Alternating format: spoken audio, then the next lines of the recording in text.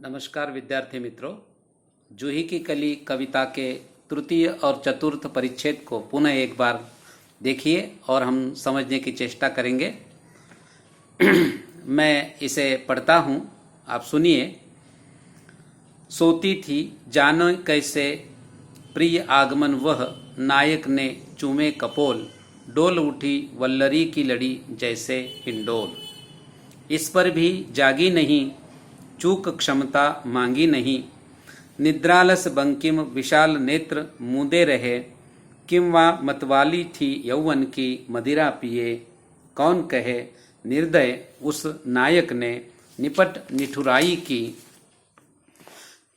की झोंकों को झड़ियों से, सुंदर सुकुमार देह सारी झकझोर डाली, मसल दिए गोरे कपोल गोल, चौंक पड़ी युवती चकित चितवन निज चारों ओर फेर, हेर प्यारे को सेज पास नम्र मुख हंसी खिली, खेल रंग प्यारे संग।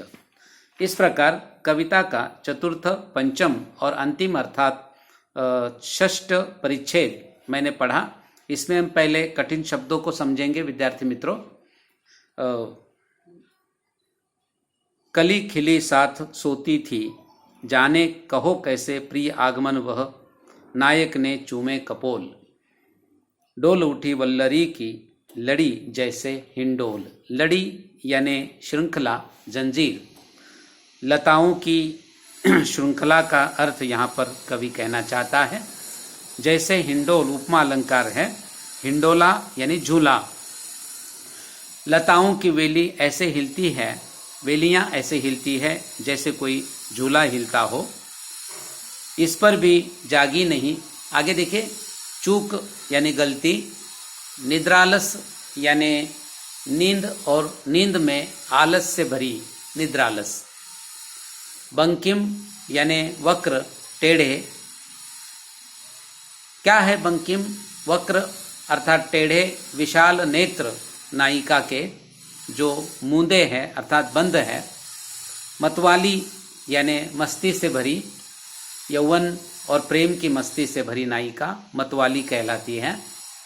यौवन की मदिरा पिए अर्थात युवावस्था की मदिरा पिए हुए ये नायिका मस्ती में सो रही है। यहाँ रूपक अलंकार है। निर्दय का अर्थ होता है निष्ठुर। निपट यानी नीरी, केवल। निठुराई का अर्थ होता है निष्ठुरतापूर्ण व्यवहार। झोंकों की झड़ियाँ अर्थात हवा का झोंका एक के बाद एक जब आता है तो उसे झोंकों की झड़ियाँ कहा जा सकता है। हवा की लहरें, लहरों का प्रहार। झकझोर डालना यानी हिला हिलाकर त्रस्त करना, ये अर्थ है। मसलना यानी तोड़ना, कुचलना, रौंदना, खंडित करना, जिसे कहा जा सकता है। चकित का अर्थ है विस्मित। चितवन यानी नजर, निगाह, दृष्टि। निज यानी अपनी, स्वयं की। हेर यानी देख कर। सेज का मतलब होता है शैया, बिछौना, बिस्तर। नम्र यानी नीचे, नत जिसे कहते हैं। रंग प्यारे के संग, ये जो अंतिम शब्द है, रंग का अर्थ यहाँ पर लेना चाहेंगे हम श्रृंगारिक चेष्टाएं नायक नायिका की।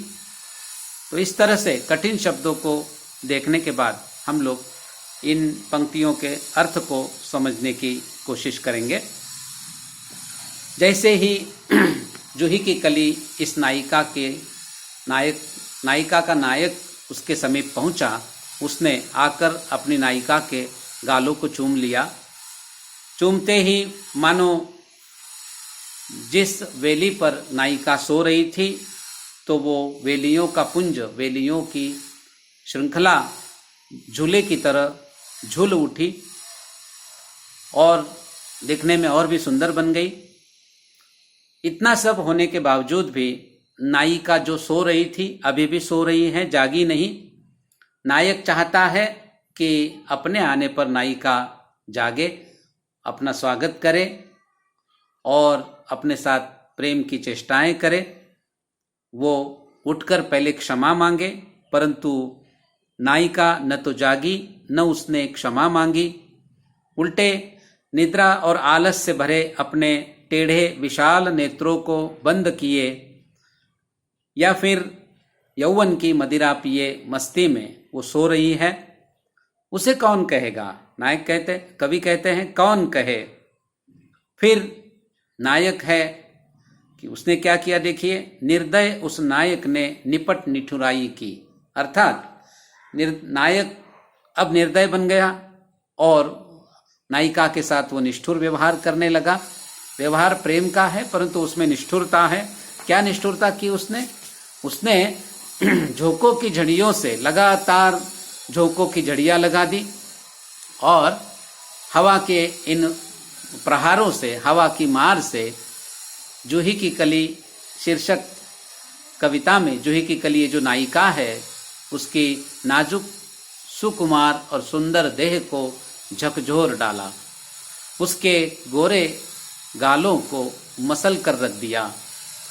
ये सब होने के बाद अचानक नायिका चौंक पड़ी, जाग गई और बड़े विस्मित निगाहों से अपने चारों ओर देखने लगी कि क्या कौन आ गया।